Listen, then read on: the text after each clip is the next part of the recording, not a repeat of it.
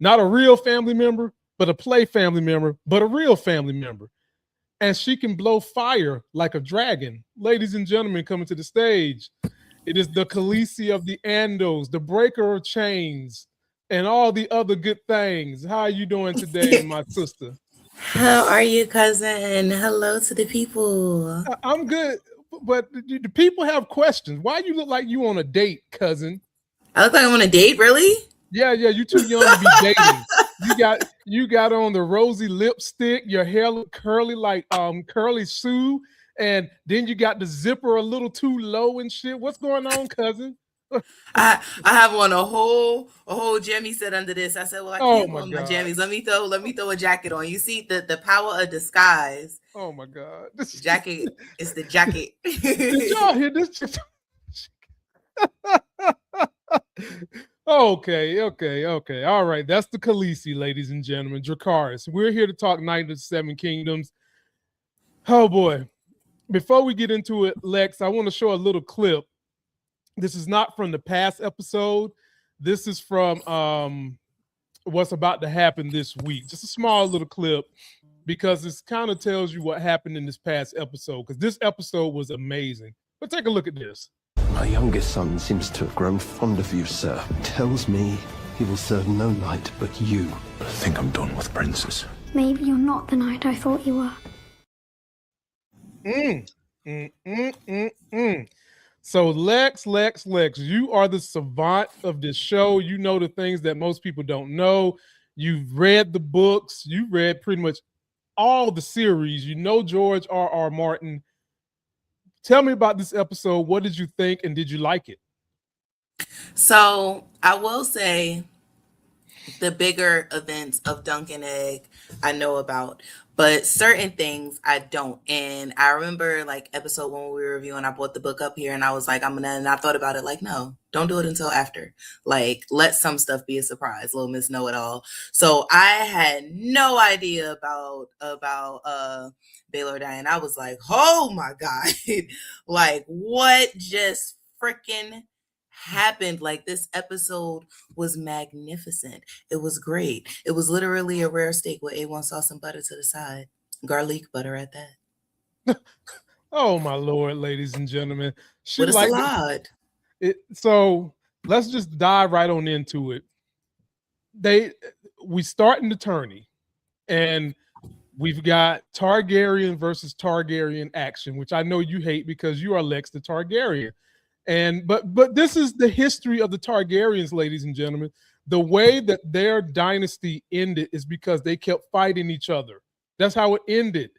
And we're starting to see that now with A Night of the Seven Kingdoms. And Lex, in the beginning, when they picked sides and they started the battle, our boy Dunk was getting his ass kicked. I mean, I'm like, dude, he was a clear showing of Lex. Just because you big don't mean you can fucking fight. Okay. I honestly don't even think it was that though. You know what I think it is? What was it? All right. Imagine somebody, right, that has never had any technical boxing training, right? Somebody that can street fight, right? And then you got somebody that cannot street fight at all, but they can box. You know what I'm saying? You put them two together, you're going to expect the boxer to win. And that's not necessarily the case because street fighting is dirty. You know what I'm saying? So it's a different type of fight because Dunk wasn't raised on, swordsmanship and things like that and trained like Aryan and them were. Like he got it out the gutter like from an old dude versus training every day, my lord, like my young prince. They training for, we saw it. Bran was, before he became a willy legs no feely, even he was training. Golly, here you go with the jokes already. Okay, that's how she viewed it. How did I view it? I viewed it as though I agree with what she's saying to some degree that he didn't have technical jousting skills. I agree with that. But I think what they tried to show us with Dunk was his resiliency, his I'm not going to quit even on death's bed. And they took the opportunity with him getting knocked out and beat across the head to flash back to everything that made him who he was. And that ultimately is what got him up from death's grip, because his mentor said, get your butt up. It's not time for you to come see me yet. Get up. And when he got up and he made up in his mind he wasn't ready to die, that's when he got to commencing a butt whipping on the Targaryen a-hole. A-hole Targaryen. And I was glad to see him yield. I knew Dunk wasn't going to kill him. I knew he wasn't. But as they did these flashbacks, Khaleesi, how did you feel about the flashbacks and the setup to everything that made Dunk who he was? I got it. I do wish it was a little bit shorter, simply because of how short the episodes already are. Like, we could have wrapped that up into about like 6 minutes. Like, nip, nip, nip. It's just because we have shorter episodes. So I appreciate the sequence. I'm not saying it was bad, but I do wish they would have just, vamoosed it a bit, like give us more. But I mean, how much fighting are you gonna have? So, and then, like I said, next week is the freaking finale. So it's just like, we just started. What happened? But I told you, because at first you were skeptical. I told you, once it started kicking it, like once the ball rolls, it's on a hill. This is not just a back and forth type of thing. It is on a steep hill. So, the ball has began to pick up motion. But Lex, the problem is a lot of women don't like a Minuteman. We only got one episode full of excitement, and now the party's over. So, as you said, the ball got rolling, and now the ball is about to stop. And I kind of feel like, first of all, it's 6 episodes. That's one thing.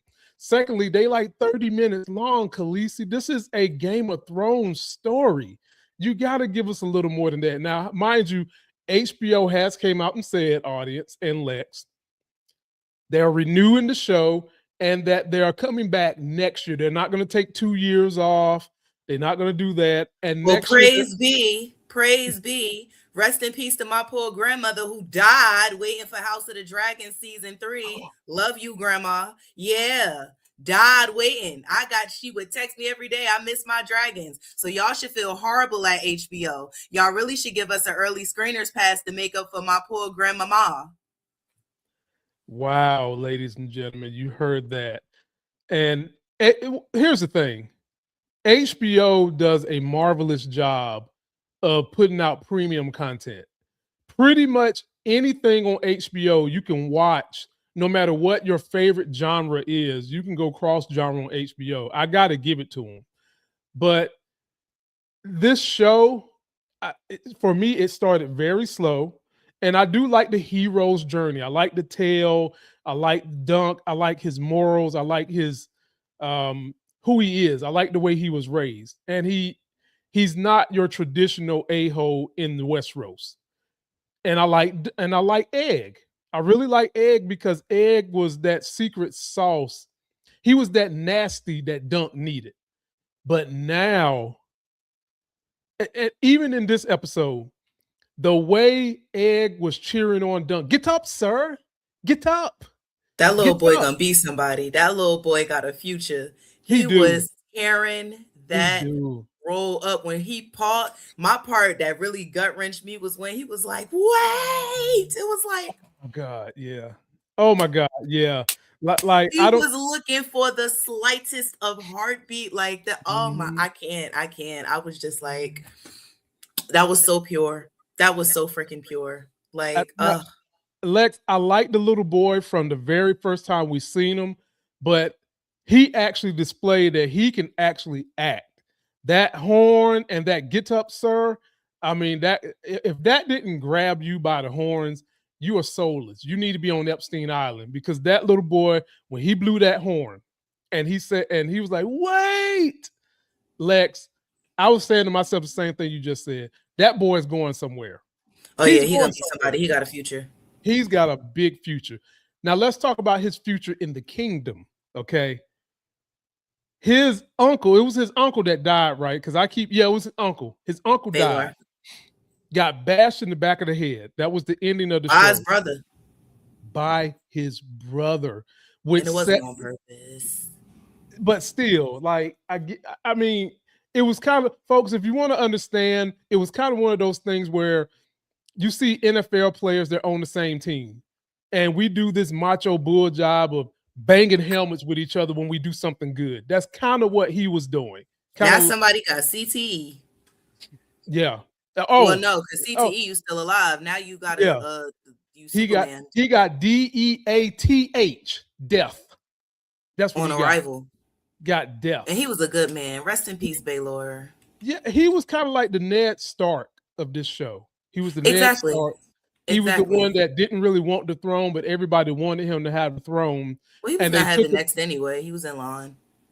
So now where does that leave our boy Egg? In line for the throne, actually.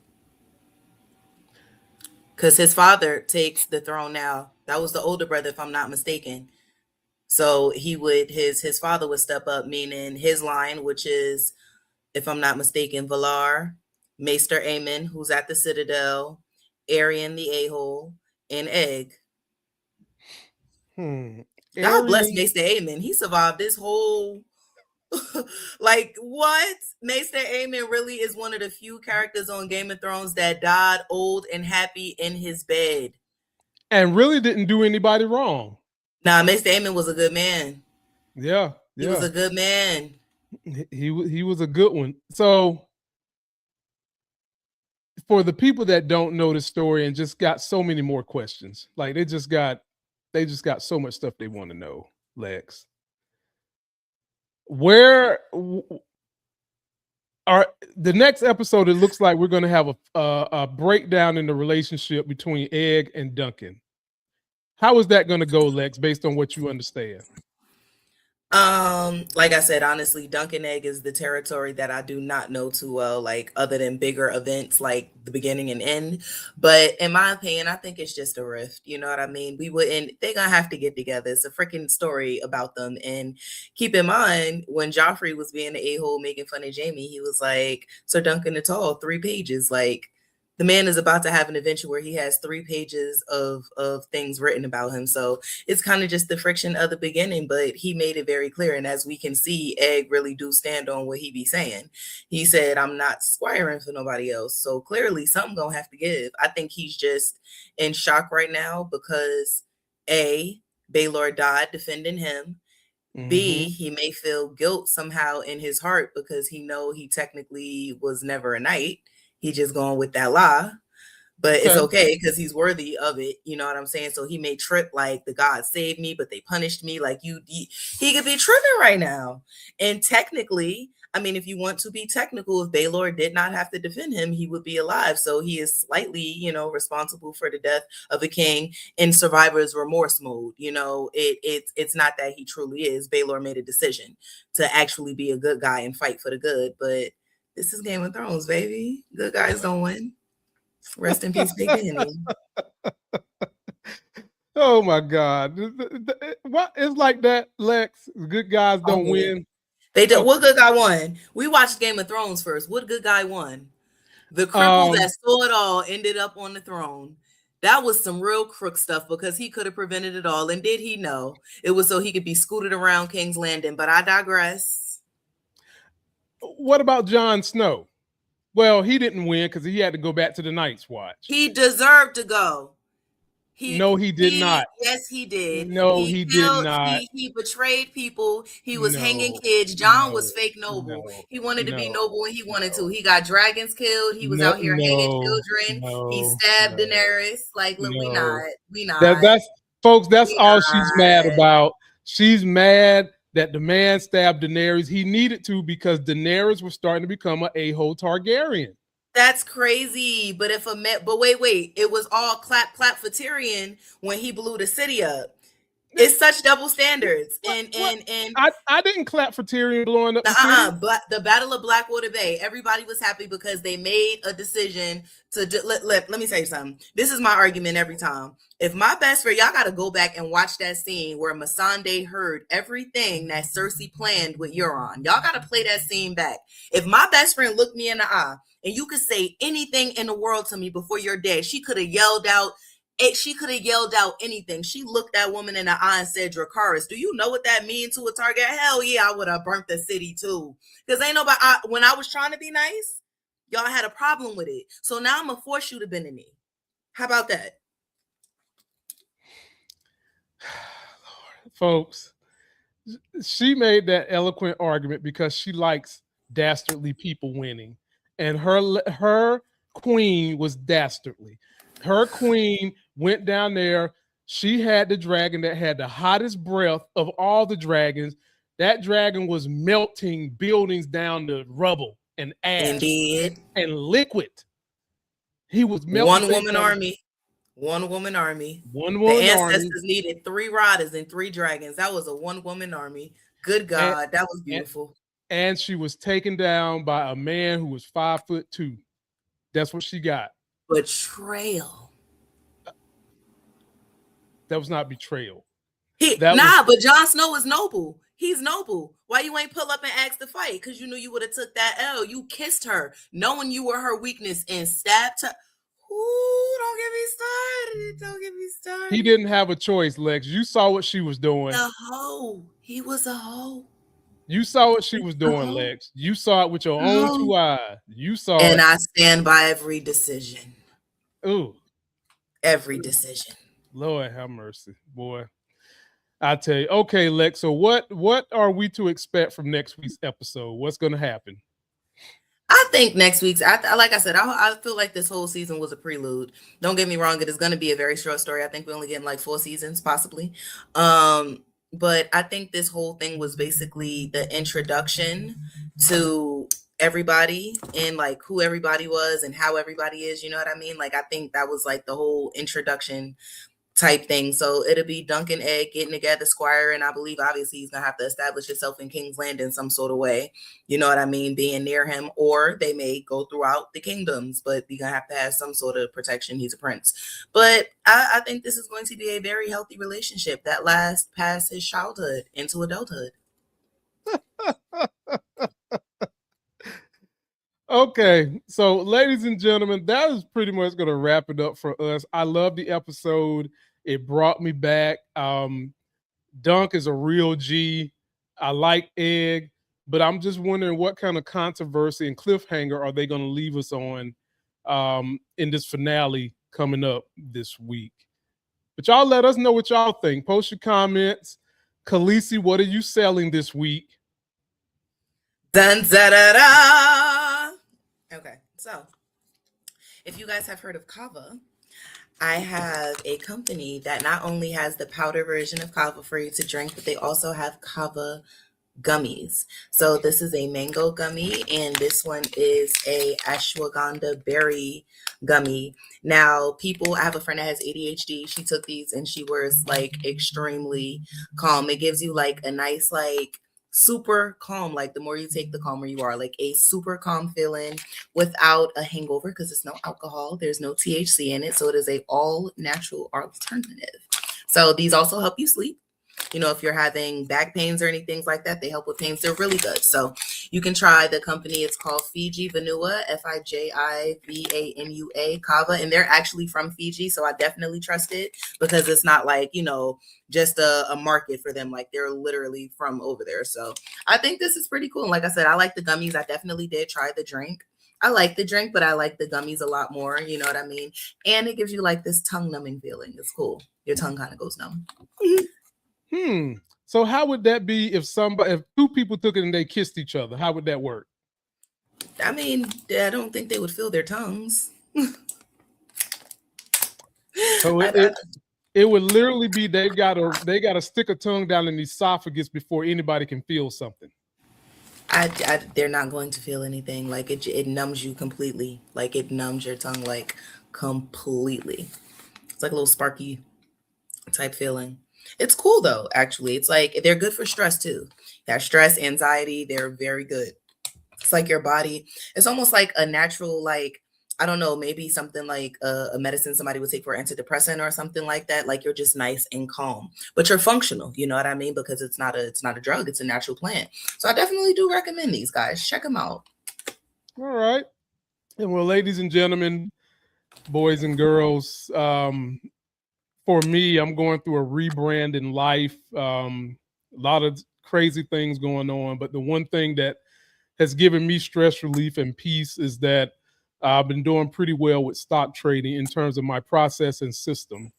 And there's never been a better time to be in stocks right now because we have the most crookedest president in the United States history who telegraphs everything that's going to happen in the market, which makes it very easy for you to follow.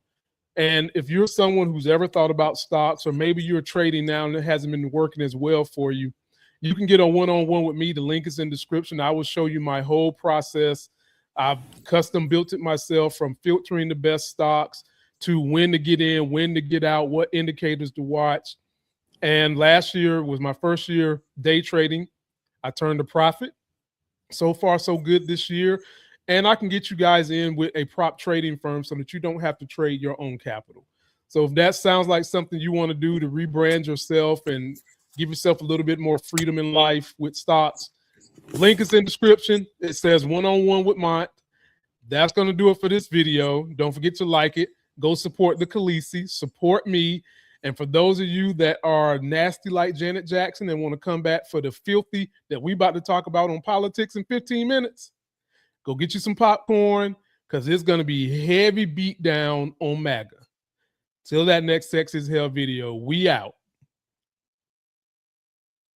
Somebody's bleach blonde, bad built butch body. Somebody's bleach blonde, bad built butch body. Somebody's bleach blonde, bad built butch body.